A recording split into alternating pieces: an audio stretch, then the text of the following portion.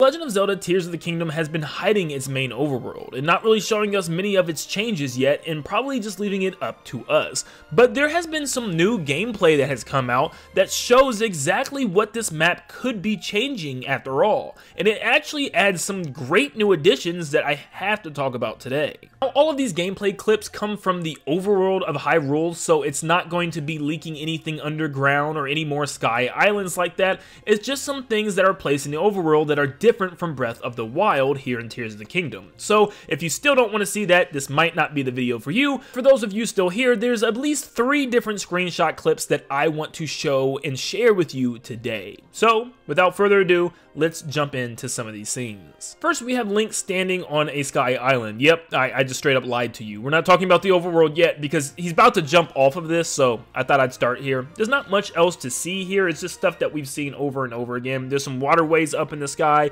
and also that giant tower off in the background. We still have no clue what it even is. But yeah, just another view at the, I believe, start of the game that we now are confirmed to be at. You know, the first couple of cluster of islands is the beginning of the game, like the Great Plateau. This is where it gets interesting. We see a clip of Link running and jumping off of the sky islands where he's going down to the ground below, and there is a lot of things to point out here. The first thing that's blatantly obvious is there seems to be malice holes everywhere. As you can see, these red rings, and they're like everywhere, all over the region. I have no clue what these could be. Now, I don't know if these are just spots of malice that Link has to clean up, or are these actual holes that lead into the underground, where if it does, that must mean the underground is literally the same size of the overworld map, because there's so many holes, which would probably mean so many different entrances to get underground, which would conclude that yes, that's maybe the big change this time around, is a giant underground map. Now, we've actually seen a cave with malice all over the floor, so one of my predictions might actually be Link having to jump into these holes to take out the source of the malice underground below,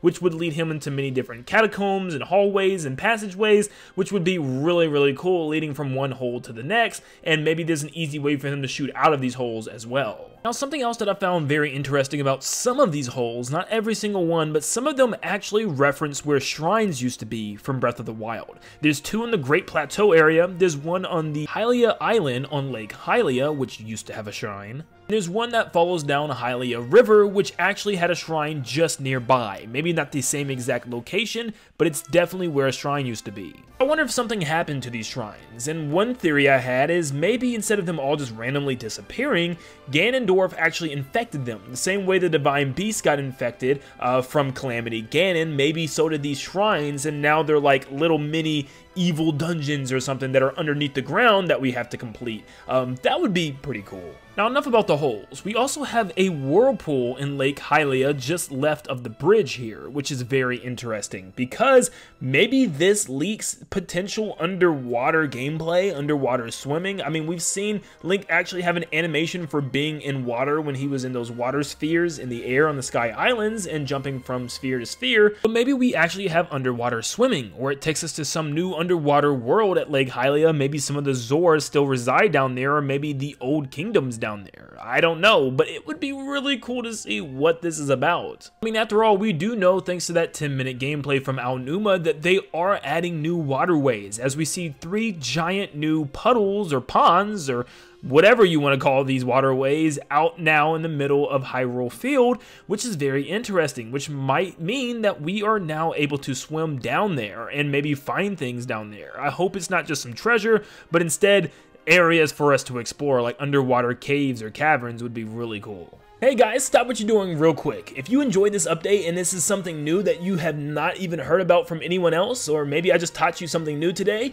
make sure you leave a like and subscribe. Just subscribe real quick. It's super easy, it's super quick. It helps you to stay up to date on all things Tears of the Kingdom when news comes out. I'm your guy. Thank you so much for tuning in. Back to the video. In this next scene, we see Link right beside, I believe, Kakariko Village, and you can see one of those symbols on the ground to his left again. Also, a brand new version of the Sheikah Towers, which we have no clue how they're gonna work this time. I know some people theorize that we'll be going up to the top and then falling all the way down into the ground like an elevator, and we even seen a scene where it looked like Link was doing that, so it's impossible to say right now. But another thing we see is there's gonna be lots of sky islands or little pieces of islands that are floating closer to to the ground that are not necessarily super high up like some of these, which are pretty cool. When the clip plays out, there's a very interesting part that is really cool, and look how high Link jumps here.